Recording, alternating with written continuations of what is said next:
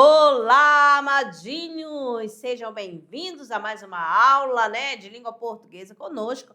Professora Márcia Ramos, professora Alessandra. Tudo bem com vocês? Material preparado sobre a mesa. Professor, tá tudo bem? Então nós vamos para mais uma aula, só que hoje nós vamos falar sobre... Vamos ver quem já viu aí na sala.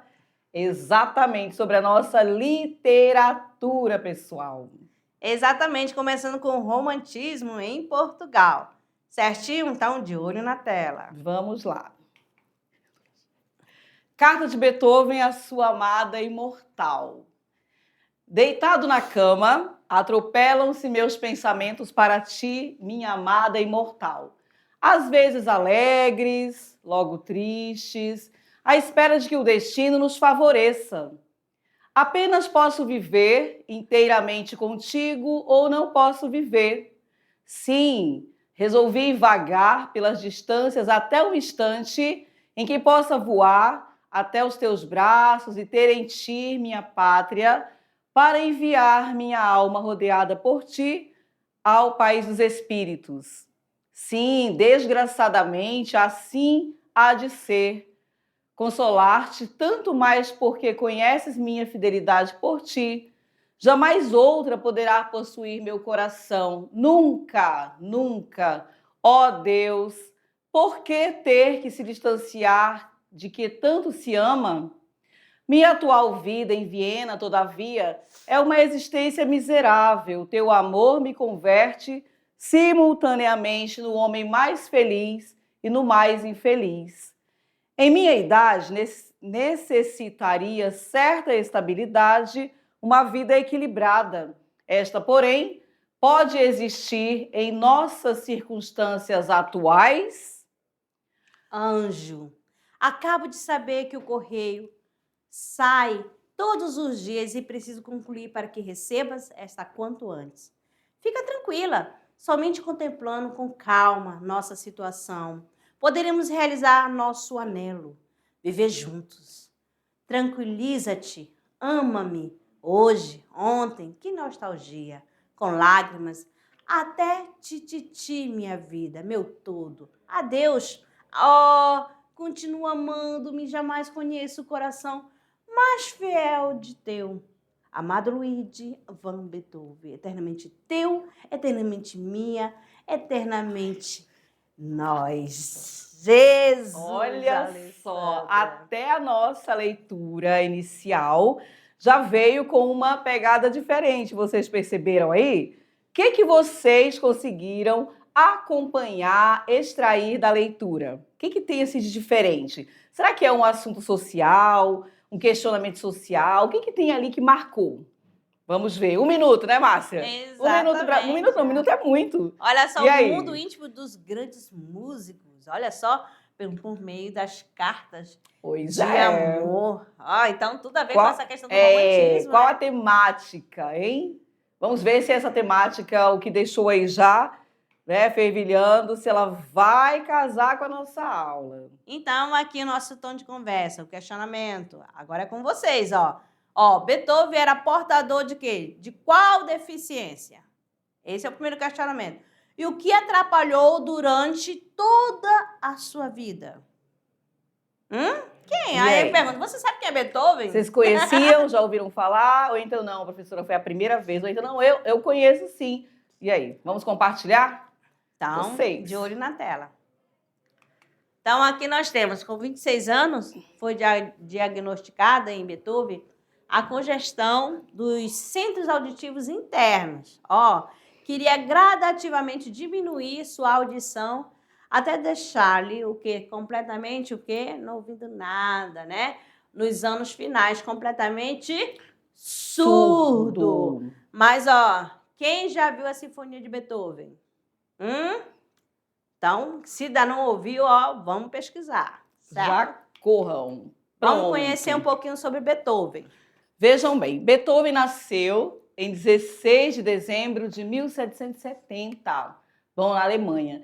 Tinha uma ascendência holandesa e belga. O avô, de quem herdou o nome, foi Estrecapela, regente de uma capela, e amava música.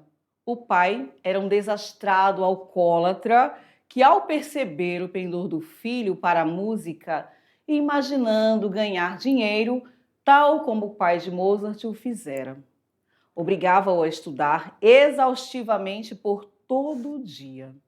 Beethoven é reconhecido como o grande elemento de transição entre o classicismo, tá, e o romantismo.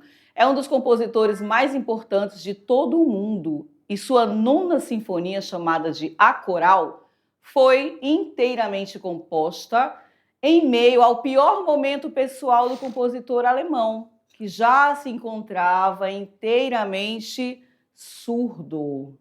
Toda obra beethoveniana é fruto de sua personalidade sonhadora e melancólica, e também sofredora e verdadeiramente romântica, pessoal. Então, vamos lá então, a literatura do século XIX, romantismo em Portugal. Contexto histórico. Olha lá, quando nós falamos em romantismo, o que nós precisamos saber? O que acontecia no mundo? O que estava acontecendo naquele momento? Então, já marquem aí.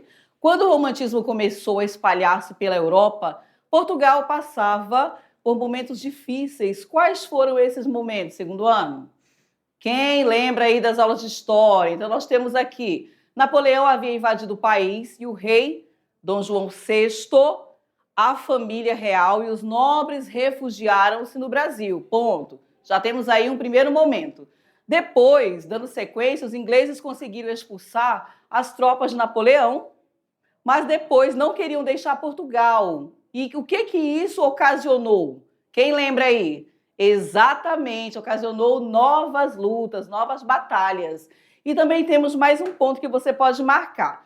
Dom João VI voltou a reinar, mas logo morreu, deixando seus dois filhos, Dom Pedro, então imperador do Brasil, e Dom Miguel, e lutaram pelo trono. Então aqui fica marcado para vocês o nosso contexto histórico, falando do romantismo em Portugal. Agora é na produção literária, né? Os escritores mais ativos do romantismo português eram também jornalistas.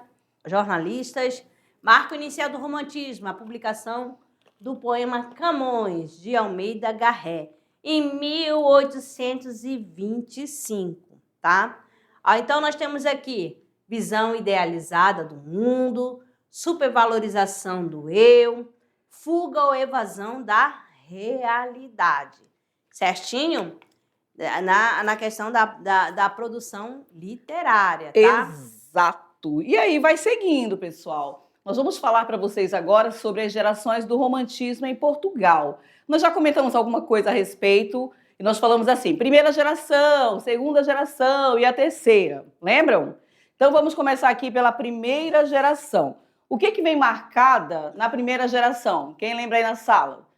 Falamos de nacionalismo, lembram? E outras características também. Aqui nós temos primeira geração, nacionalismo e aspirações liberais, tá certo?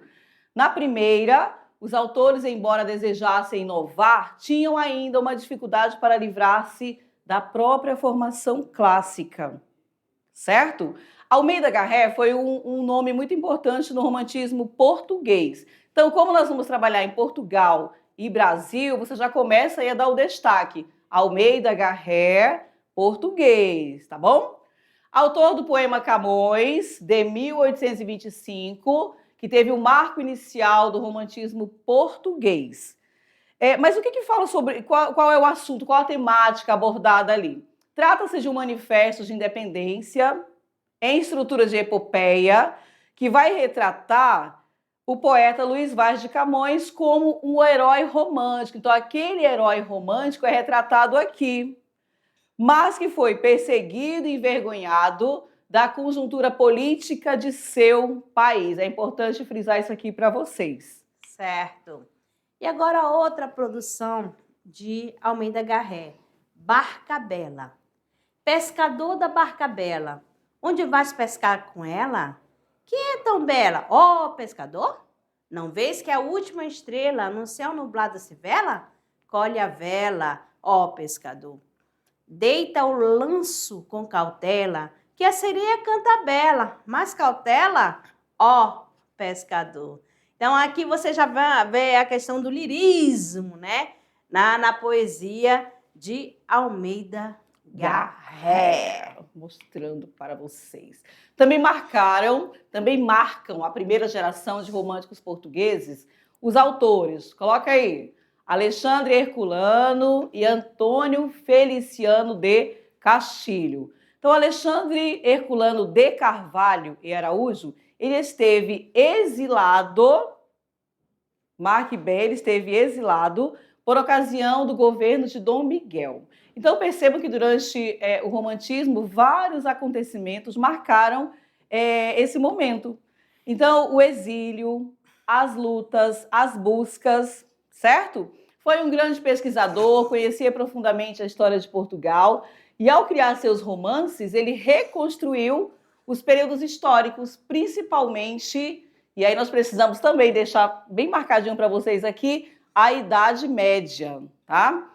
Em Eurico, o presbítero mostra Portugal sob o domínio dos mouros, abordando uma questão delicada, a do celibato clerical. Então, aqui um trechinho para vocês.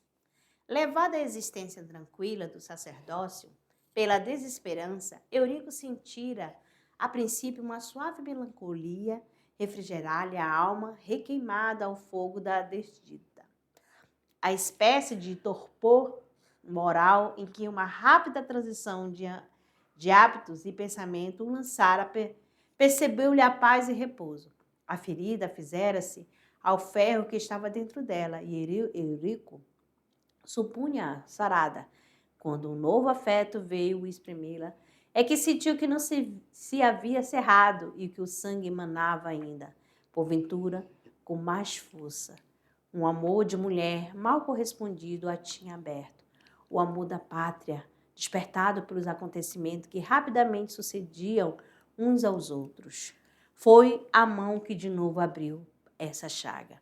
As dores recentes, avivando, as antigas começaram a converter pouco a pouco os severos princípios do cristianismo em flagelo e martírio daquela alma que há um tempo o mundo sentia escrita na consciência com a pena do destino. Esta sentença cruel, nem a todo dá o túmulo a bonança das tempestades do espírito. Então, aí um trechinho, né, de Eurico Presbítero, de Alexandre Herculano.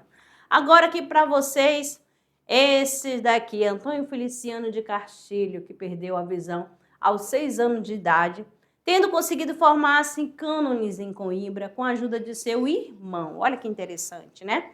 Foi um grande divulgador do romantismo, mas apenas seu lado conservador, sem dar lugar à liberdade de criação. Então, Antônio Feliciano era muito conservador. É mais conhecido por ter escrito uma carta que deu início à questão Coimbra, que mais tarde você, né, vai conhecer essa questão. Por que essa questão Coimbra, né? Com a qual se instalou o realismo em Portugal. Quais são as obras de Antônio Feliciano?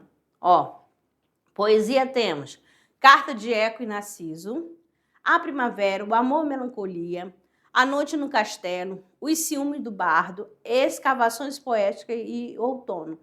Você vai perceber também que o que acontece lá em Portugal, por exemplo, com esse movimento, né, literário, esse estilo literário romantismo, as características serão refletidas aqui no Brasil também, no romantismo. Lembra da primeira geração, nacionalismo? Aqui no Brasil também. Lá na Europa, vai ter um herói, sim, aquele, né, que vai representar seu povo. Aqui no Brasil também, mas só que vai ser voltado para a questão da realidade do Brasil. Quem que vai ser o herói? Ora, o índio, né? Aí você tem lá na obra de Iracema, o Birajara, o Guarani, representação, né, por eles. Vamos seguindo? E agora falando um pouquinho sobre a segunda geração. A primeira, você já marcou aí as características, né? Agora a segunda geração, ou também conhecida como ultrarromantismo. Então, o que marcou essa segunda geração? Vamos ver. Caracteriza-se pelas ideias do mal do século, certo? Além do mal do século, negativismo, a morbidez, o sentimentalismo exagerado. E aí é fácil comprovar isso aí, pessoal, através da leitura, quando você vê ali aquele sentimento totalmente carregado, exagerado. O pessimismo também é uma marca importante, acompanhado da melancolia, a religiosidade. Então vejam quanta negatividade marcada aqui na segunda geração. A idealização, o sofrimento amoroso e a adjetivação abundante. Então pega tudo isso aqui e já marca aí como a segunda geração, as marcas. O ultrarromantismo português é caracterizado pelo seu caráter de entretenimento da classe. Qual é a classe aí? Burguesa. Lembra sempre da história.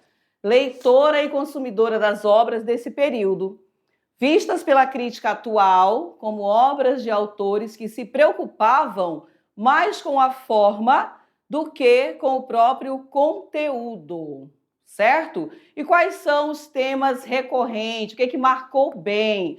O amor, a morte e, principalmente, pessoal, a questão da saudade. Então, segunda geração é marcada para vocês. Quais os principais autores da segunda geração? Camilo Castelo Branco, exatamente. Foi um dos maiores escritores portugueses do século XIX. Amor de Perdição foi sua novela mais importante. Suas novelas passionais fazem do escritor o representante típico do ultrarromantismo em Portugal.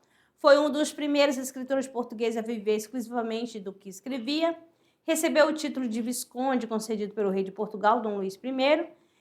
É representante do romantismo, tendo introduzido o romance passional em Portugal. Mais tarde, aderiu ao realismo. Escreveu mais de 260 obras, entre romance, novelas, poemas, ensaio, traduções, prefácio, texto jornalístico e de historiografia, crítica literária, teatro e discurso. E toda essa produção foi realizada numa época em que tudo era escrito à pena, pois não havia nenhum recurso técnico para o ofício de escrever. Seu maior êxito literário, no entanto, encontra-se nas 54 novelas que produziu. Entre elas, novelas de terror, satíricas, históricas, passionais, que eram as de maior sucesso entre o público leitor. Então, a sua linguagem é simples e a trama das novelas é composta de modo a enredar emocionalmente o leitor. E vamos continuar. Novelas e romances que marcaram também. Onde está a felicidade? Um Homem de Brios, Estrelas Funestas, Amor de Perdição, Estrelas Propícias, Amor de Salvação, Anátema, A Corja, A Brasileira de Prazins, Vulcões de Lama. Então, as obras de Camilo Castelo Branco. Para os senhores. Agora, Antônio Augusto Soares de Passo. Foi um dos representantes da poesia ultrarromântica em Portugal. Esse aqui, ó, na questão da poesia, enquanto na parte da prosa, né, romance em prosas, quem se destacou foi Camilo Castelo Branco. Fez parte do segundo momento da poesia romântica portuguesa, junto com o poeta Camilo Castelo Branco. Soares de Passo começou a reunir e organizar sua obra. Em 1856, publicou sua única coletânea de versos intitulada Poesias. A doença que se agrava reveste suas obras de aspectos pessimistas e mórbidos. Falamos da primeira, a segunda. Agora vamos observar aqui o que marcou para a gente a terceira geração, também conhecida como renovação romântica. O que trouxe? É uma fase de transição, então já coloque aí no seu caderno. Aqui eu tenho o primeiro ponto, é uma transição, tá?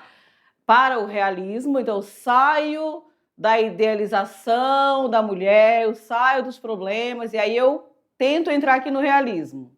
Depois, há o rompimento com o exagero e o pessimismo da geração anterior, né? Aquela quebra, aquela ruptura. Em seguida, a valorização de um contato mais próximo com a realidade. Imagina, então, que deve ter sido uma luta, né? Você sai de toda uma situação para cair ali no real. Então, a valorização desse contato mais próximo com a realidade. E os românticos dessa última geração podem ser considerados o quê? Exatamente, já podem ser considerados aqui os nossos pré-realistas. Então, aqui nós temos aqui a terceira geração do romantismo em Portugal. Os autores dessa geração são influenciados pelo escritor romântico francês Victor Hugo. Seus principais representantes são Júlio Diniz e João de Deus. Vão tomando nota aí, ó. Júlio Diniz, olha aqui, este moço. Ó, seus romances possuem sempre finais especiais e felizes. Há nele, segundo a crítica, no entanto, um certo direcionamento para o realismo, quer na maneira como descreve seus personagens e ações, quer pela linguagem crítica e social. E tome nota. Júlio Diniz, né?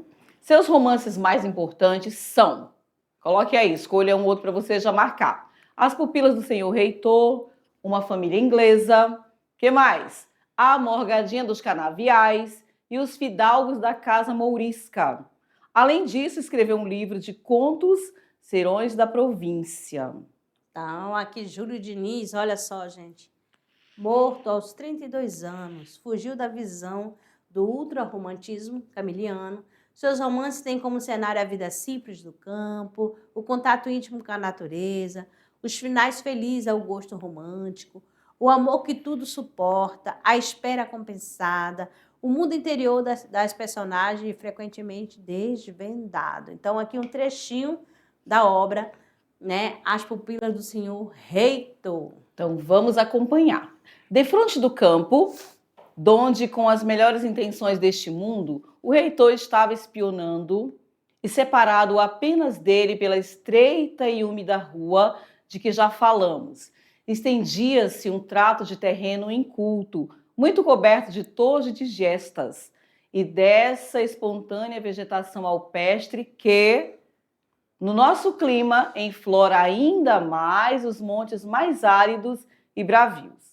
Dispersas por toda a extensão deste pasto, erravam as ovelhas e cabras de um numeroso rebanho, de que eram os únicos guardadores.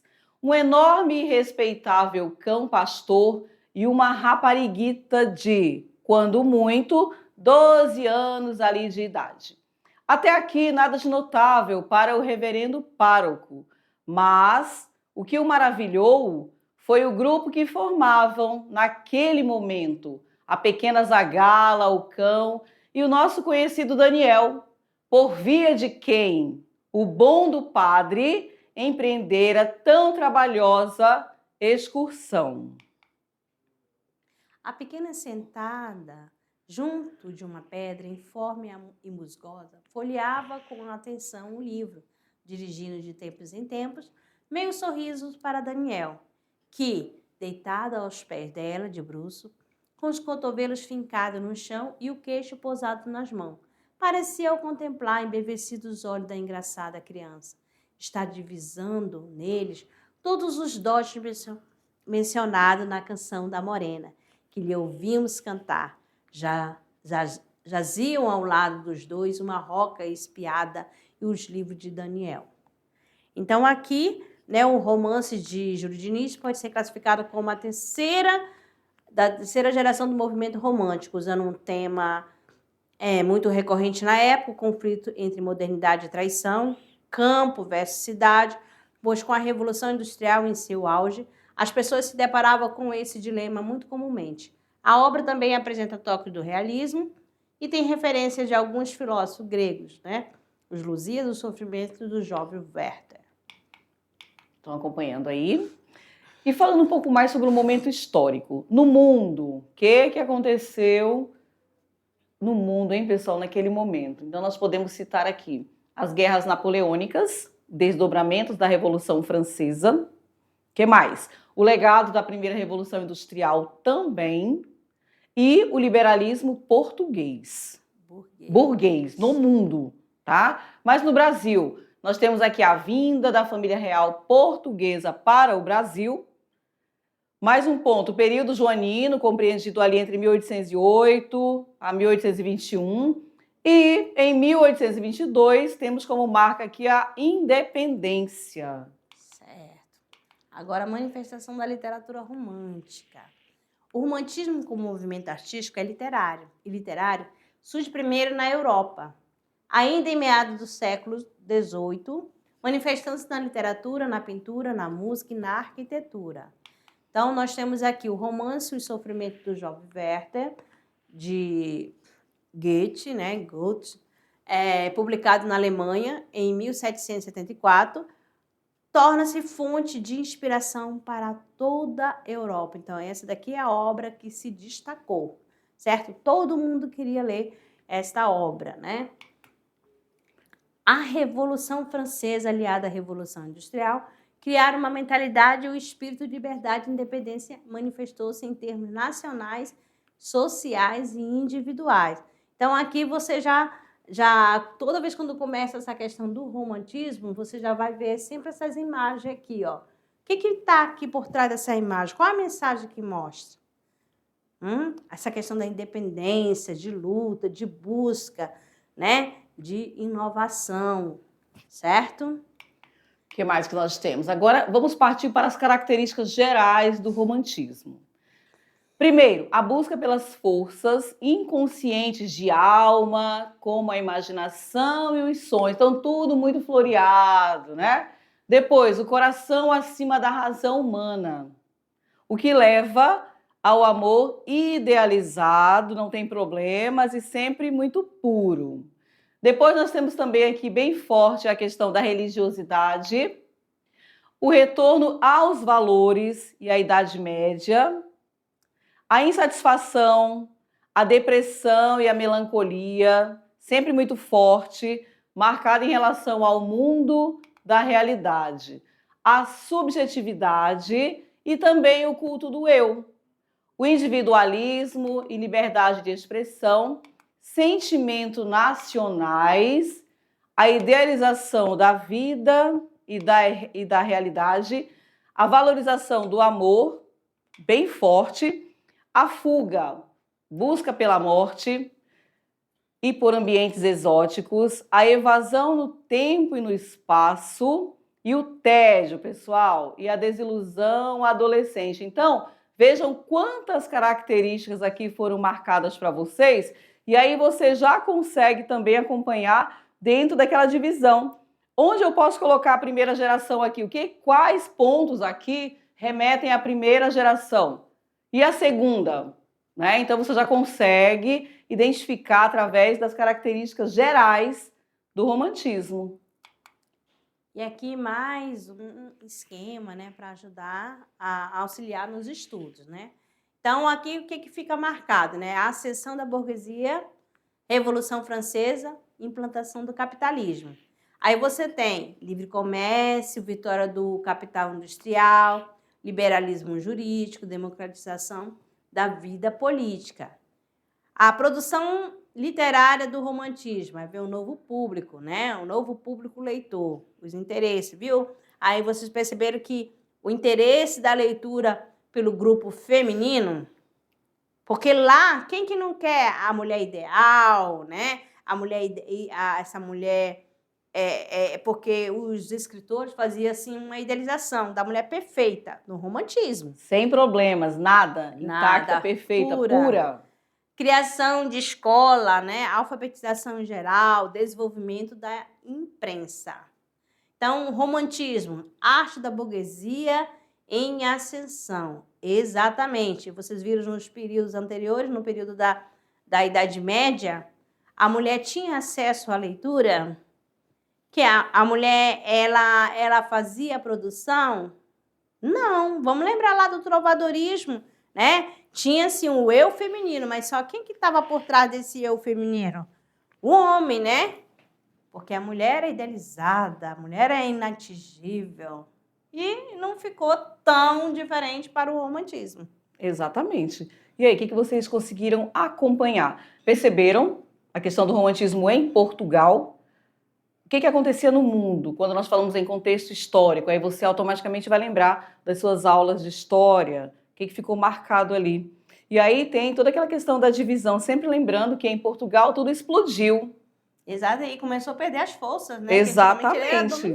Ele que dominava. Tudo explodiu, tudo acontecia por lá. E quando nós vamos falar nas gerações, aí você começa a perceber, opa, aqui, durante a leitura eu percebo que está bem marcada a segunda geração. Por quê? Quais foram os pontos que firmaram ali, que identificam bem a segunda geração? E, no geral, o que você conseguiu marcar aí no seu caderno? Em relação ao mal do século. Então, nós falamos em mal do século. O que mais? E ficou bem marcadinho aí para você. A questão da mulher idealizada. Sentimentalismo. Exagerado. O que é esse sentimentalismo, né, exagerado? Por quê? O culto pelo pessimismo, sabe? Assim, não, quanto mais sofrimento, melhor. Então você começa a observar que a literatura, ela nos traz muitas reflexões. Será que essas características colocadas aqui para vocês, elas continuam? Eu consigo encontrar? Porque nós estamos começando pelo romantismo em Portugal, mas vocês também compreenderão outras escolas. Aí eu consigo me encaixar. Não, eu tenho mais facilidade de me encaixar aqui. Isso aqui eu ainda vejo, aconteceu lá atrás, mas eu ainda vejo aqui. A questão da mulher idealizada, a mulher pura, perfeita, sem problemas, aquela inacessível. Quanto mais sofrimento, eu não tenho aquilo que eu quero, então eu vou sofrer mesmo, vou ficar aqui, vou me entregar. É uma das características bem fortes do romantismo. Já na terceira geração, O que acontece? Aquele período já de transição, né? Já pegando a questão da realidade, o realismo, já vai mostrando. Lá no Conjuro de Diniz, você já vai percebendo. Tanto se vocês ficarem curiosos ou estão curiosos para saber, já houve até a questão de telenovela, né? Exatamente. As Pupilas do Senhor. E nós sempre colocamos para vocês, pessoal, os exemplos. Veio o autor, falamos um pouquinho sobre o autor, mas lá seguem várias obras. Aí, eu fiquei curioso, eu quero conhecer um pouco mais. Você tem ali a opção de você também, naquele seu momento tranquilo, de fazer a sua leitura. Certinho? Então, amadinho, uma pincelada rapidão. Quando fala da primeira geração, você sabe que o romantismo surge com um poema Camões, de quem? Almeida Garré.